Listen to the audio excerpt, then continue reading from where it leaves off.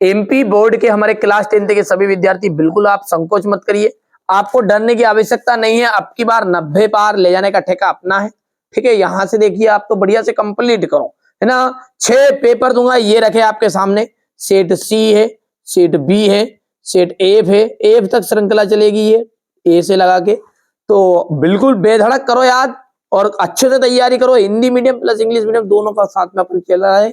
बहुत ही बेहतरीन most important paper बता रहा हूं, इसी में से फंसेगा आपका 101%, है ना। चलिए, जल का जो पीएच मान है वो होता है तो 7 होता है। प्रकाश संश्लेषण की क्रिया पौधे के किस भाग में होती है? तो पत्ती में होती है। इनमें से पादप हार्मोन्स है साइटोकाइनिन। पराग कोश में होते हैं परागकण।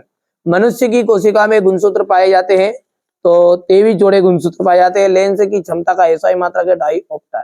यहां से आप देख सकते हैं। आगे बढ़ते हैं। बढ़िया से मेहनत करोगे ना तो आपकी सफलता रंग लाएगी ही लाएगी। ये आपका क्वेश्चन नंबर 5 हो गया, 6, ठीक है। यहां पर देख लीजिए डायोप्टर आएगा इसका। चलिए आगे बढ़ते हैं। वे अभिक्रियाएं जिनमें अभिकारकों के बीच आयनों का आदान प्रदान होता है उन्हें हम कहते हैं द्विविस्थापन अभिक्रिया, ठीक है। अधात्विक ऑक्साइड प्राय अम्लीय होते, देखिए धात्विक होते तो क्षारीय होते। धातुएं तो विद्युत की सुचालक होती है, लेकिन ये बोल रहा है अधातुएं तो कुचालक होगी। तंत्रिका तंत्र की प्रमुख इकाई न्यूरॉन है। मनुष्य में लैंगिक जनन होता है। प्रतिबिंब की ऊंचाई और बिंब की ऊंचाई के अनुपात को हम आवर्धन कहते हैं। ये आपका क्वेश्चन नंबर 2 है। बढ़िया से आप तो मेहनत करिएगा, कंप्लीट करिएगा। सही जोड़ी नेफ्रॉन, नेफ्रॉन जो है वो आ जाएगा आपका वृक्क की संरचनात्मक इकाई को हम नेफ्रॉन कहते हैं। हाइड्रा में जो प्रजनन है वो कलिकायन या मुकुलन होगा। आनुवांशिकी के जनक ग्रेगर जॉन मेंडल। अपसारी लेंस हो जाएगा अवतल लेंस। तारों का टिमटिमाना है वायुमंडलीय अपवर्तन। विद्युत ऊर्जा का जो मात्रक है वो रहेगा आपका किलोवाट घंटा। चलिए अब आगे बढ़ते हैं और जोड़ी हमारे इंग्लिश मीडियम वाले बच्चों के लिए देखते हैं। बढ़िया से कंप्लीट करेंगे वो, क्योंकि हम हिंदी मीडियम के साथ इंग्लिश मीडियम को भी अच्छी परसेंटेज बनाने के लिए तैयारी करा रहे हैं ना। वैसे मैं हिंदी मीडियम पढ़ाता हूँ इसलिए थोड़ा सा इंग्लिश का बताने में सामर्थ्य नहीं हूँ, है ना। आप समझदार है, समझ जाइएगा। लोहे पर जंग लगना इस प्रकार की अभिक्रिया है। लोहे पर जो जंग लगती है वो आपकी संक्षारण है, जिसे हम जंग कहते हैं ना, जंग लगना कहते हैं। उष्मा की 2 सुचालक धातुओं के नाम बताइए। एक तो आपकी सिल्वर और कॉपर, ये 2 ऐसी धातु है जो उष्मा की विद्युत सुचालक धातु है। अग्नाशय में किस हार्मोन्स का स्रावन होता है? अग्नाशय में होता है इंसुलिन। कौन सा हार्मोन से? इंसुलिन। मनुष्य में शुक्राणु जनन की क्रिया कहाँ होती है? वृषण में।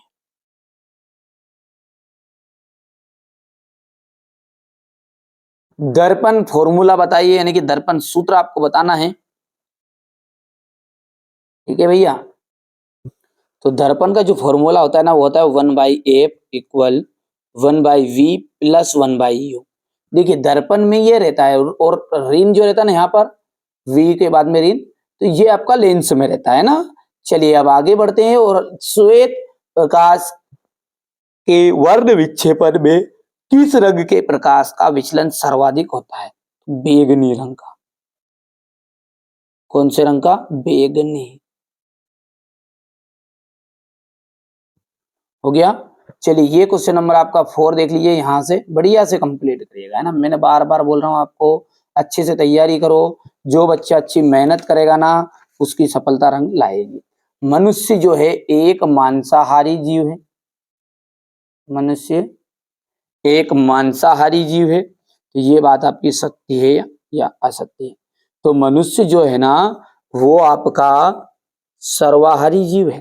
कौन सा है? सर्वाहारी।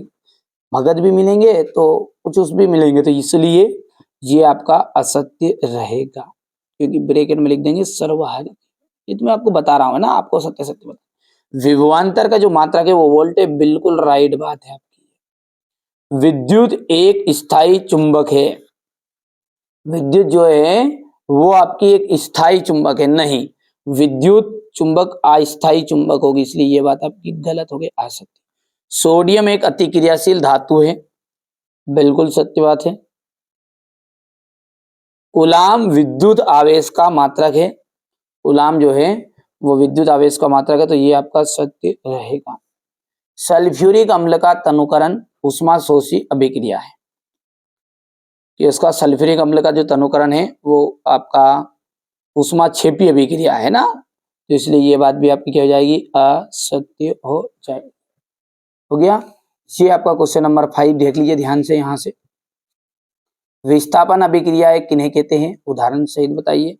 निम्नलिखित पदों का वर्णन कीजिए, प्रत्येक का एक एक उदाहरण देना है। संचारण और विकृत गंधेता। उभयधर्मी ऑक्साइड क्या होते हैं, दो उभयधर्मी ऑक्साइडों के नाम उदाहरण से समझाइएगा। अयस्क और गेन को परिभाषा देनी है, यहाँ से आप देख सकते हैं। ठीक है भैया, चलिए इसके बाद में ये यहाँ से एल्केन, एल्किन और एल्काइन से आप क्या समझते हैं। साबुनीकरण अभिक्रिया से आप क्या समझते हैं। स्वयं पोषण और विषम पोषण में क्या अंतर है। हमारे अमाशय में अम्ल की क्या भूमिका है। परागन क्या है। ठीक है, गर्भ निरोधक युक्तियां अपनाने के क्या कारण हो सकते हैं। मेंडल के प्रभाविता के नियम को लिखिएगा। मानव के बच्चे का लिंग निर्धारण कैसे होता है। लेंस की क्षमता से आप क्या समझते हैं, इसका मात्रक। उत्तल दर्पण, ये सारे क्वेश्चनों का सॉल्यूशन मैं आपको प्रोवाइड कराऊंगा।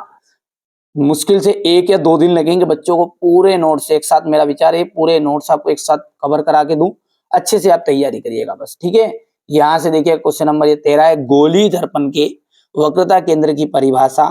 ठीक है, समतल दर्पण के कोई 2 उपयोग आपको बताने हैं। इसके बाद में यहाँ से आप देखिएगा आगे, विभवांतर किसे कहते हैं, इसका मात्रक। विद्युत धारा का उसमें प्रभाव से आप क्या समझते हैं। परिनालिका किसे कहते हैं, चुंबक के निकट लाने पर दिक् सूचक की जो सुई है वो विक्षेपित क्यों हो जाती है। एक बार आप जरूर आपके टीचरों से इसके बारे में आप चर्चा कर दीजिएगा कि ये पेपर में आएंगे या नहीं आएंगे। यदि वो बोल दे कि ये जो भैया बता रहा है ना ये नहीं आएंगे, ठीक है, तो बिल्कुल आप इस वीडियो को कभी भी मत देखिएगा और ना याद करिएगा। आपके टीचर पर मुझसे ज्यादा भरोसा रखिए। पर लेकिन ये देख लीजिएगा कुछ हमारे रिजल्ट है, ये गए साल का 10th क्लास का है 96.75। यदि आप इस लिस्ट में आना चाह रहे हैं तो मैं आपको 6 पेपर प्रोवाइड कराऊंगा, शुरुआत में ही कहा है। यदि आप इस लिस्ट में आना चाह रहे हैं, चार पेपर में 80 की लिस्ट में जाओगे, 3 पेपर में आप 70 की कैटेगरी में रहोगे। ठीक है, और 5 पेपर अभी 3 पेपर आप करोगे तो 60 रहेगा, और 2 पेपर कर लोगे तो 60 से 55 से 60 के बीच में रहेंगे। अब आपको जैसा लगता है वैसे आप पेपर कर सकते हैं। ठीक है, तो ये एक चीज मैं आपको बता दूं, भुला दो डर कुछ अलग कर। ये श्लोक याद रखिएगा, यहाँ पर एक मोटिवेट के लिए बता रहा हूँ लाइन कि भुला दे डर कुछ अलग कर। यानी कुछ अलग करने के लिए आपको सबसे पहले क्या भुलाना पड़ेगा, डर भुलाना पड़ेगा, है ना। तो ये देखिए, तंत्रिका कोशिका न्यूरॉन का नामांकित चित्र बताना है। मनुष्य के मस्तिष्क का नामांकित चित्र है। निकट दृष्टि दोष को दूर करने तथा दूर दृष्टि दोष जरा दृष्टि को दूर करना है। प्रिज्म से प्रकाश के अपवर्तन का नामांकित चित्र बनाना है। धोने का सोडा और बेकिंग सोडा के 2 महत्वपूर्ण उपयोग आपको बताने हैं। उदासीनीकरण अभिक्रिया को उदाहरण सहित समझाइए। साबुन और अपमार्जक में अंतर बताइएगा। यहाँ